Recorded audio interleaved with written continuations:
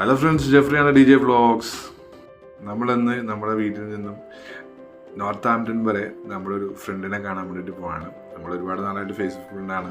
നമ്മളവിടെ ചെല്ലുമ്പോൾ പുള്ളിനെ മീറ്റ് ചെയ്യാന്ന് പറഞ്ഞിട്ടുണ്ടായിരുന്നു. അപ്പോൾ ഇന്നത്തെ ദിവസം പുള്ളി നമ്മളെ വീട്ടിലേക്ക് ക്ഷണിച്ച് ഞാനും എൻ്റെ ഫ്രണ്ടും ജോണും കൂടി പുള്ളിക്കാരൻ്റെ വീട് വരെ വന്നതാണ്.